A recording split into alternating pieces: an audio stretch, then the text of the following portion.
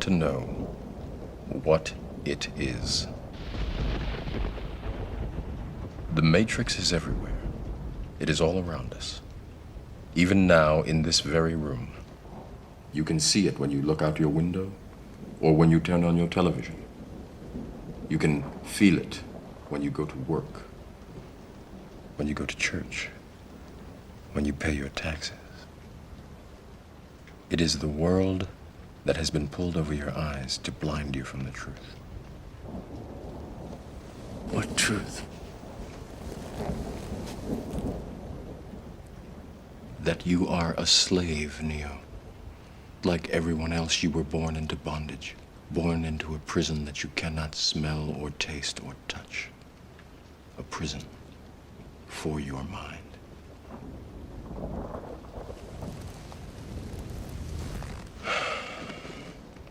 Unfortunately, no one can be told what the Matrix is.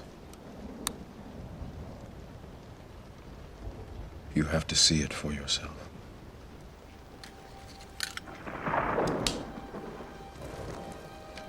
This is your last chance. After this, there is no turning back. You take the blue pill, the story ends. You wake up in your bed and believe whatever you want to believe. You take the red pill, you stay in Wonderland, and I show you how deep the rabbit hole goes.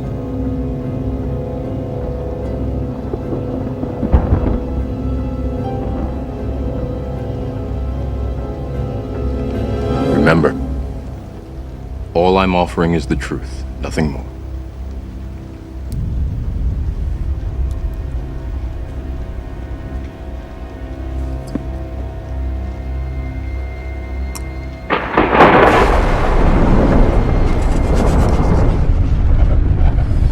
You like mystery stories? Well, we have one for you. The concept? Relativity.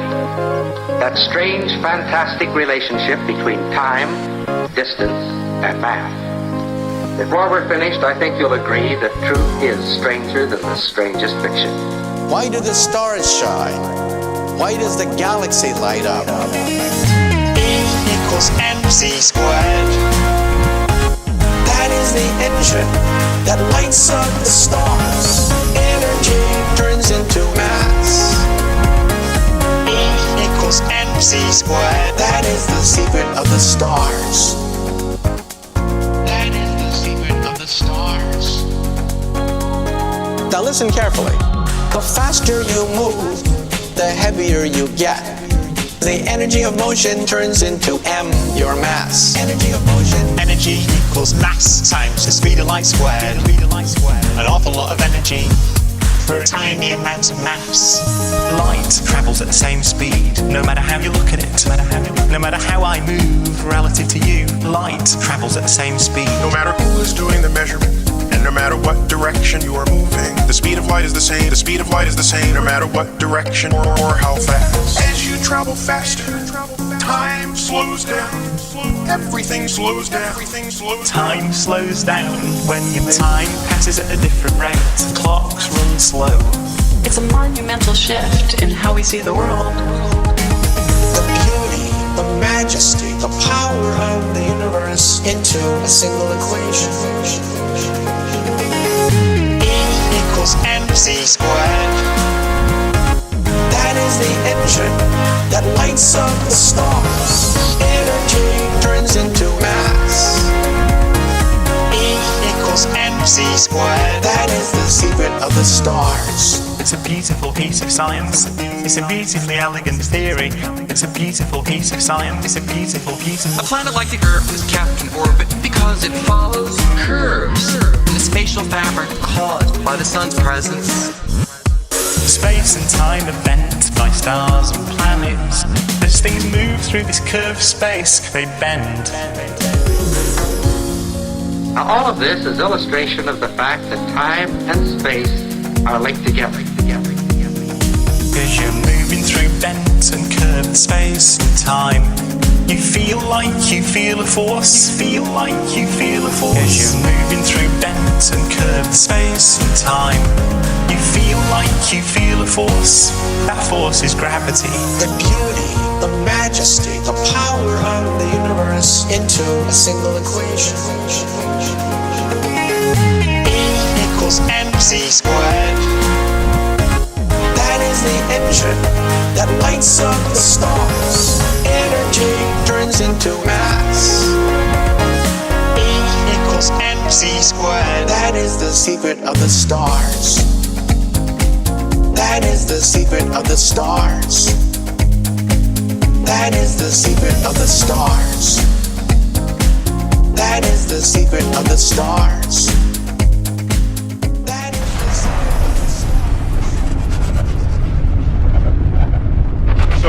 So where has this pursuit taken you? Oh my God. Where have you landed? Why would you ask that? I'm asking you that here and now. It's New York City. It's Okay. March 7th. Well, partly it's taken to these very strange images that are behind your head right now. These are pictures of equations. I've been, for the last 15 years, trying to answer the kinds of questions that my colleagues here have been raising. And what I've come to understand is that there are these incredible pictures that contain all the information of a set of equations that are related to string theory. And it's even more bizarre than that, because when you then try to understand these pictures, you find out that buried in them are computer codes, just like the type that you find in a browser when you go surf the web. And so I'm left with the puzzle of trying to figure out whether I live in the matrix or not. Wait, you're blowing my mind at this moment. So you're saying, are you saying your attempt to understand the fundamental operations of nature leads you to a set of equations that are indistinguishable from the equations that drive search engines and browsers on our computers? That is correct. So, Wait, I have to just be silent for a minute here. So you're saying as you dig deeper, you find computer code writ in the fabric of the cosmos? into the equations that we want to use to describe the cosmos, yes. Computer code. Computer code, strings of bits of ones and zeros. It's not just sort of resembles computer code, you're saying it is computer code. It's not even just is computer code, it's a special kind of computer code that was invented by a scientist named Claude Shannon in the 1940s. That's what we find buried very deeply inside the equations that occur in string theory and in general in systems that we say are supersymmetric. Okay. Time to go home, I think. Where are we going to go? So are you saying we're all just, there's some entity that programmed the universe and we're just expressions of their code? Well, I didn't say that. Some of those Like the Matrix? That's what you said. Some of those codes are showing on the screen behind you right now.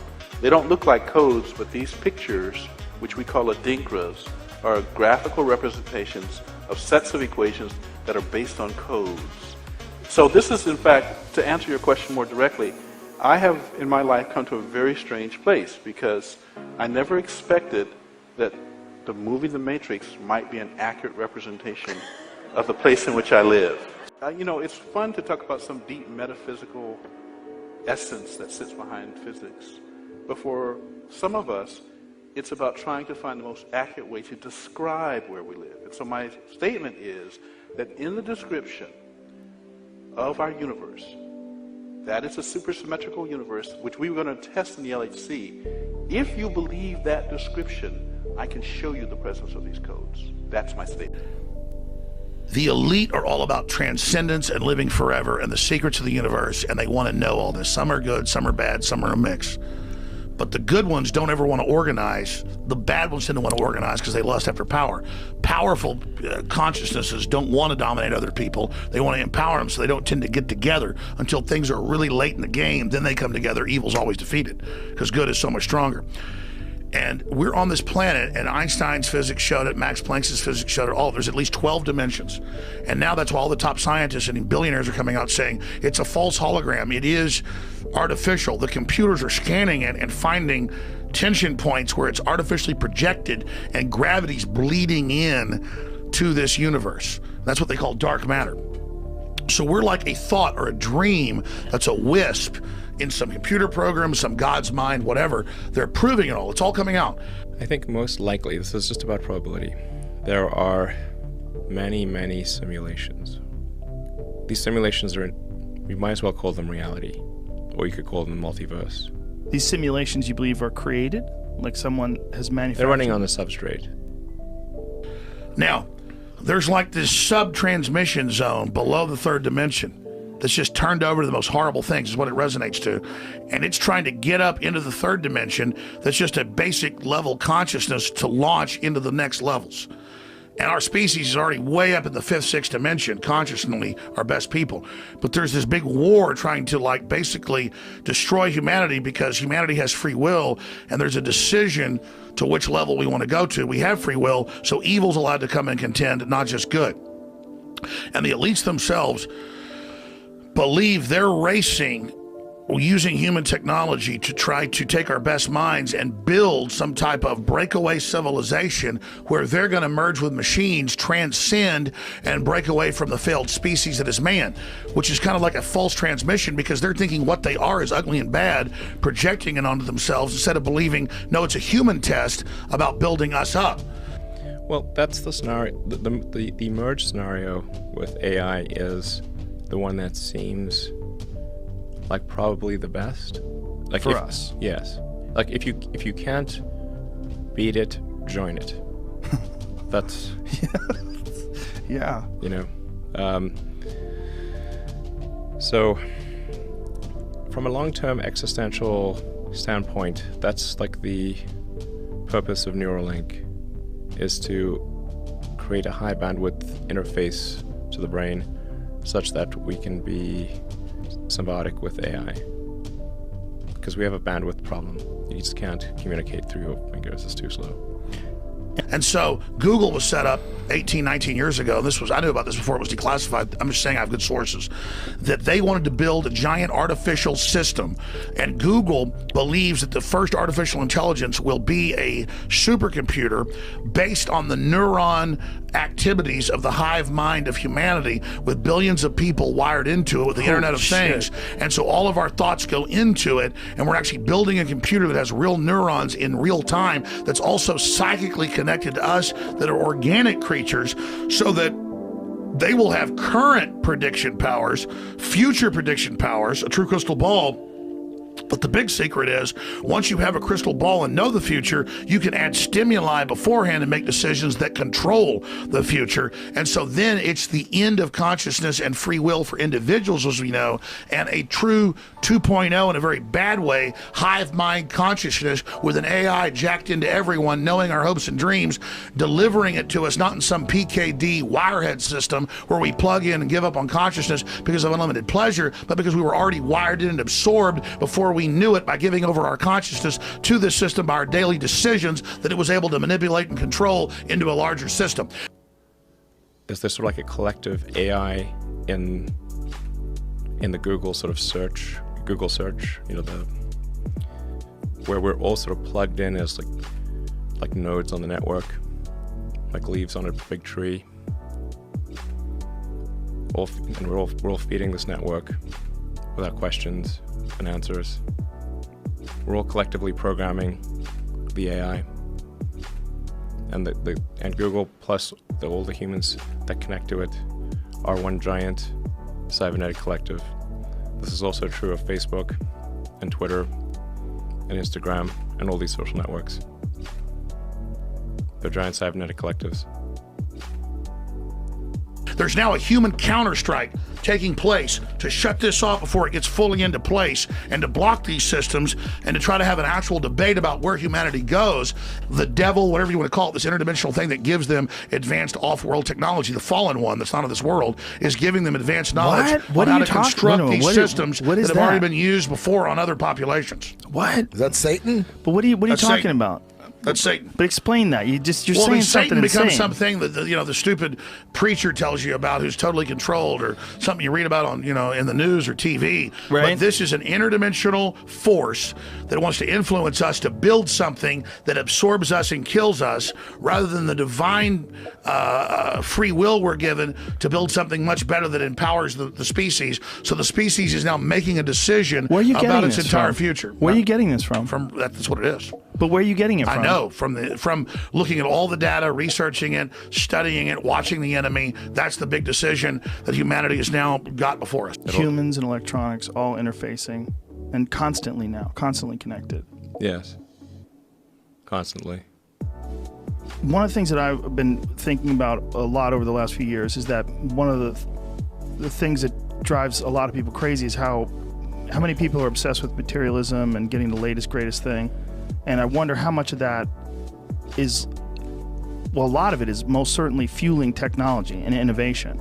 And it almost seems like it's built into us. It's like what we like and what we want, that we're fueling this thing that's constantly around us all the time. And it doesn't seem possible that people are going to pump the brakes. It doesn't seem possible at this stage when we're constantly expecting the newest cell phone, the latest Tesla update, the newest MacBook Pro. Everything has to be newer and better. And that's going to lead to some incredible point. And it seems like it's built into us. It almost seems like it's an instinct that we're working towards this, that we like it. Mm-hmm. That our job, just like the ants build the anthill, our job is to somehow or another fuel this. Yes. I mean, when I made those comments some years ago, but it feels like we are the biological bootloader for AI, effectively. We are building it. And then we're building progressively greater intelligence. And the percentage of intelligence that is not human is increasing. And eventually, we will represent a very small percentage of intelligence. But the AI is informed, strangely, by the human limbic system. It is, in large part, our id writ large. How so? We mentioned all those things, the sort of primal drives. Mm-hmm. There's all the things that we like and hate and fear. They're all there on the internet. They're a projection of our limbic system.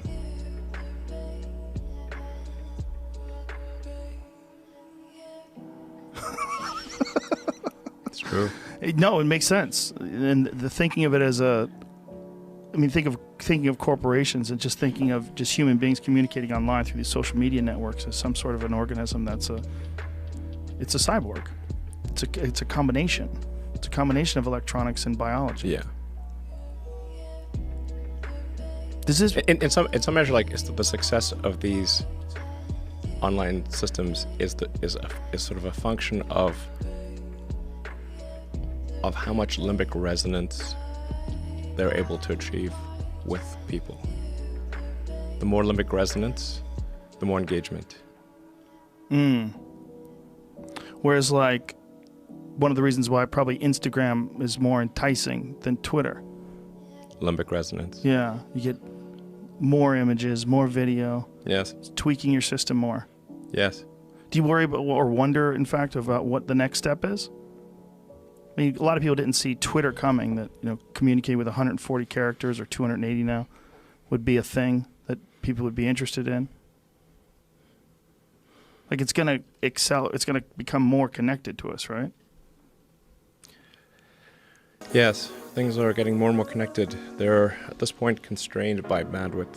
Our input-output is slow, particularly output. Output got worse with thumbs.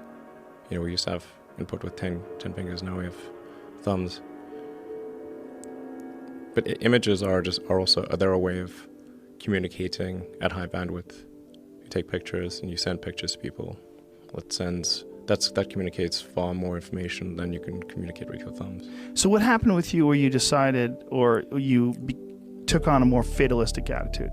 Like, what was there any specific thing, or was it just the inevitability of our future?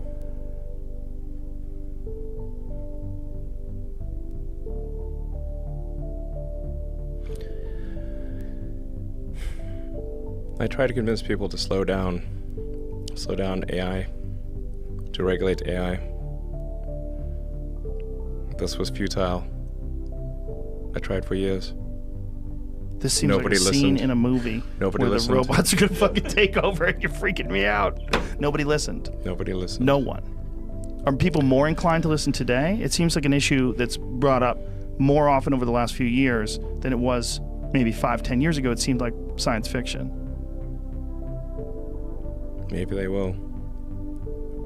This time frame is not relevant to AI. You can't take 10 years from the point at which it's dangerous. It's too late. And you feel like this is decades away or years away from being too late? If you have this fatalistic attitude and you feel like it's we're in almost like a doomsday countdown. It's not necessarily a doomsday countdown. It's a out of control countdown. Out of control, yeah. People call it the singularity, and that's probably a good way to think about it. It's a singularity. It's hard to predict, like a black hole. What happens past the event horizon? Right. So once it's implemented, it's very different because it will once be the able genie's to out of the bottle, what's going to happen? And it will be able to improve itself. Yes. That's where it gets spooky, right? The idea that it can do thousands of years of innovation very, very quickly. Yeah. And then we'll be just ridiculous. Ridiculous. We will be like this ridiculous biological shitting, pissing thing trying to stop the gods. No, stop. We like living with a finite lifespan and watching, Norman Rockwell paintings. It could be terrible and it could be great. It's not clear. Right. But one thing is for sure, we will not control it. Do you think that it's likely that we will merge somehow or another with this sort of technology and it'll augment what we are now?